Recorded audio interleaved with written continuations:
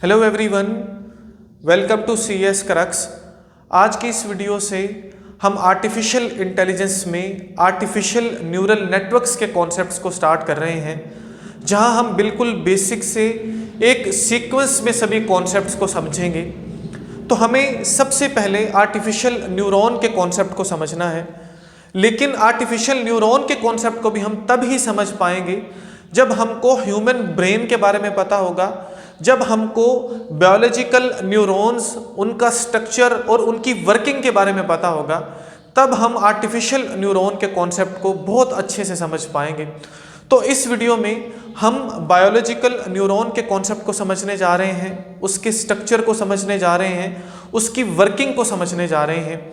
तो स्टार्ट करते हैं। उससे पहले अगर आप चैनल पर न्यू आए हैं तो प्लीज़ चैनल को सब्सक्राइब ज़रूर कर दीजिए, वीडियो को लाइक और शेयर ज़रूर कर दीजिए। बायोलॉजिकल न्यूरॉन हमारे नर्वस सिस्टम का सबसे बेसिक यूनिट है जो पैगाम रसानी का काम करता है। मतलब ये जो हमारा पैगाम है उसको एक जगह से दूसरी जगह तक लेकर जाता है। बेसिकली ये जो ट्रांसमिशन का, या जिसको हम पैगाम रसानी बोल रहे हैं, ये एक कॉम्प्लिकेटेड और इलेक्ट्रोकेमिकल प्रोसेस है जिसको ये बायोलॉजिकल न्यूरॉन परफॉर्म करता है। अब सबसे पहले हमको बायोलॉजिकल न्यूरॉन के स्ट्रक्चर को समझना है, फिर हम देखेंगे कि ये कैसे वर्किंग करता है। इसकी वर्किंग के फेज जो है हम देखेंगे कि किन फेजेस से होते हुए प्रॉपर जो मैसेज है, जो पैगाम है, वो एक जगह से दूसरी जगह जो है ये पहुंचाता है, जो एक इलेक्ट्रोकेमिकल प्रोसेस है। तो यहाँ पर मैंने कोशिश की है बायोलॉजिकल न्यूरॉन को बनाने के लिए, क्योंकि मैं एक कंप्यूटर साइंसेस का टीचर हूँ। तो ये जो डायग्राम्स हैं इसको बनाने में जो बायोलॉजी के, साइंस के टीचर्स होते हैं वो ज़्यादा जो वो एक्सपर्ट होते हैं, तो आपने डायग्राम पर नहीं जाना। यहाँ पर सबसे पहले नंबर पर अगर आप यहाँ पर देखें तो ये हमारे पास हैं डेंड्राइट्स। बेसिकली जो डेंड्राइट्स होते हैं ये आप बोल सकते हो जो एक दरख्त है, ट्री है, उसकी जड़ों की तरह होते हैं। इनका काम होता है यहाँ से सिग्नल्स को वसूल करना, ठीक है, सिग्नल्स को जो है वो अपने पास हासिल करना। और दूसरे नंबर पर यहाँ पर अगर आप देखो तो ये है cell body. Cell body basically nucleus के साथ होता है। जितने भी सिग्नल्स होते हैं वो यहाँ पर सेल बॉडी में इकट्ठे होते हैं। जो सिग्नल्स डेंड्राइट से वसूल किए जाते हैं वो सारे के सारे सिग्नल्स यहाँ पर सेल बॉडी के पास या सेल बॉडी में जो है वो उनको इकट्ठा किया जाता है। और ये जो है ये है एक्सॉन। एक्सॉन से उन सिग्नल्स को पास किया जाता है और वो सिग्नल पहुंचते हैं यहाँ पर एक्सॉन टर्मिनल्स के पास, और यहाँ से फर्दर उनको जो है वो अगले न्यूरॉन तक जो है वो आप बोल सकते हो भेजा जाता है, या वहाँ पर उसको ट्रांसमिट किया जाता है। बेसिकली ये उसके छोटे छोटे पार्ट्स हैं, उसका स्ट्रक्चर है। अब अगर मैसेज इन न्यूरॉन्स की हेल्प से एक जगह से दूसरी जगह, मींस हमारा जो ब्रेन है या हमारे बॉडी मसल्स में जब वो मैसेज आप बोल सकते हो एक जगह से दूसरी जगह जाएगा, तो वो कैसे पूरी की वर्किंग होगी उसको थोड़ा सा समझना है। तो इसमें सबसे पहला जो फेज है वो है सिग्नल रिसेप्शन, मतलब सिग्नल्स को वसूल करना। होता कुछ यूं है कि इस न्यूरॉन या जो नर्व सेल है, इसके जो ये पार्ट है डेंड्राइट्स जिसको बोला जाता है, बेसिकली ये उन सिग्नल्स को वसूल करते हैं या उनको अपने पास इकट्ठा करते हैं और उनको भेजते हैं यहाँ पर सेल बॉडी के पास। अब ऐसा है कि ऐसा नहीं है कि एक सिग्नल आया उसको आगे ट्रांसमिट कर दिया, आगे ट्रांसमिट कर दिया। बेसिकली यहाँ पर होता कुछ यूँ है कि यहाँ पर कोई एक प्रॉपर थ्रेशहोल्ड होता है। जब सिग्नल्स की तादाद एक ख़ास लिमिट तक पहुँचती है तब उनको आगे फायर किया जाता है, आगे भेजा जाता है, ठीक है। तो वो जब थ्रेशहोल्ड मुकम्मल होगा तब वो सिग्नल्स हैं वो आगे जो है वो ट्रांसमिट किए जाएंगे। तो ये सबसे पहला जो प्रोसेस है वो है सिग्नल रिसेप्शन का, सिग्नल्स को वसूल करने का प्रोसेस है। उसके बाद है दूसरे नंबर पर एक्शन पोटेंशियल।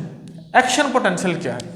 अब अगर ये जो सेल बॉडी है ये फैसला करती है कि सिग्नल्स को आगे ट्रांसमिट करना है, तो यहां से आप बोल सकते हो एक इलेक्ट्रिकल वेव की फॉर्म में जो सभी सिग्नल्स हैं वो आगे ट्रांसमिट किए जाते हैं। वो जो इलेक्ट्रिकल वेव है उसको बोला जाता है एक्शन पोटेंशियल। मैंने पहले बताया कि सिग्नल्स एक प्रॉपर यहाँ पर एक थ्रेशहोल्ड है, जब एक खास अमाउंट ऑफ सिग्नल जो है यहाँ पर पूरी होगी तब ही सेल बॉडी से उन सिग्नल्स को आगे ट्रांसमिट किया जाएगा। अब अगर यहाँ पर फैसला हो चुका है, थ्रेशोल्ड कंप्लीट हो चुका है, तो सेल बॉडी बोलता है कि इन सिग्नल्स को आगे ट्रांसमिट किया जाए ताकि वो अगले न्यूरॉन के पास पहुंचे, उससे अगले न्यूरॉन तक के पास पहुंचे, ताकि जो पैगाम रसानी है वो मुकम्मल हो सके। तो वो जो सिग्नल्स हैं वो एक आप बोल सकते हो बरकी लहर या इलेक्ट्रिकल वेव की फॉर्म में यहाँ से जो है वो ट्रांसमिट होता है। उस वेव को हम बोलते हैं एक्शन पोटेंशियल।